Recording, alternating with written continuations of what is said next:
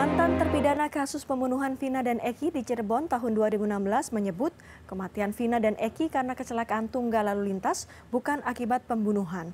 Dalam sidang perdana peninjauan kembali yang digelar di Pengadilan Negeri Cirebon, tim kuasa hukum Saka Tatal juga menyebut Kepolisian Resor Kota Cirebon melanggar ketentuan yang berlaku.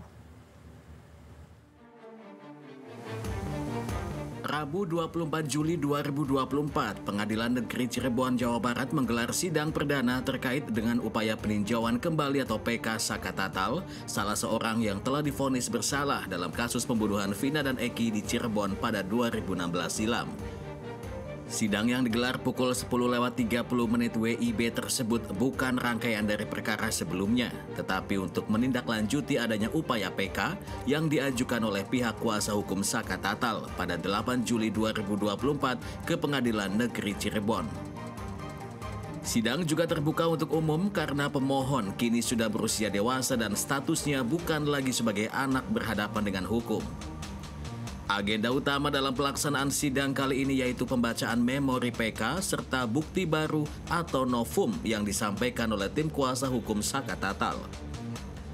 Memori peninjauan kembali Saka Tatal berjumlah 20 halaman tersebut dibacakan bergantian oleh 23 orang pengacara yang membantu Saka Tatal.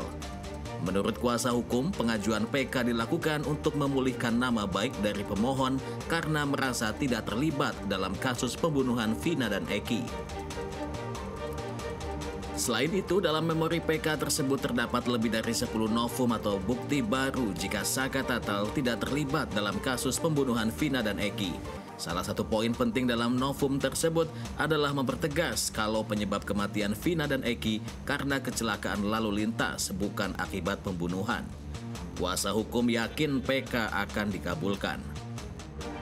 Novum yang kita ajukan hari ini adalah menyangkut bahwa bukti baru adalah fakta-fakta baru yang 2016 tidak terwujud. Artinya bahwa foto-foto itu jelas, dari mulai foto, dari mulai baut, dari mulai apa dan sebagainya, dari keterangan Liga Akbar dan keterangan yang lainnya, bahwa ini diyakinkan dari novum kita adalah kecelakaan dan bukan adanya pembunuhan dengan pemerkosaan. Lalu tadi majelis juga mengatakan bahwa dia hanya menerima PK yang diajukan pada hari ini dan akan mengirim ke Mahkamah Agung. Semoga yang mulia di Mahkamah Agung dapat melihat jelas fakta-fakta dan novum kita dapat dipertimbangkan dengan hati nurani dengan seadil-adilnya bahwa Saka Tatal dapat dibebaskan. Menanggapi memori peninjauan kembali yang dilayangkan kuasa hukum Saka Tatal, pihak termohon atau jaksa dari Kejaksaan Negeri Cirebon menyatakan belum siap dan meminta waktu kepada majelis hakim untuk mempelajari memori PK tersebut. Kami sudah siapkan, tetapi seperti yang kita lihat tadi ada beberapa tambahan poin dari pemohon. Jadi tentunya kita harus mempelajari poin-poin tersebut dan menyusun lagi jawaban itu. Sebenarnya kita sudah siapkan seperti itu. Ya tentunya kita pelajari dulu, karena baru tadi diserahkan kita pelajari dulu seperti itu. Hakim Ketua Pengadilan Negeri Cirebon Rizka Yunia yang memimpin jalannya sidang mengatakan jika Pengadilan Cirebon tidak memiliki kapasitas memutus atau mengabulkan PK yang dilayangkan pihak pemohon yakni kuasa hukum Saka Tatal. Bahwa perkara peninjauan kembali ini adalah perkara yang akan diputuskan oleh Mahkamah Agung.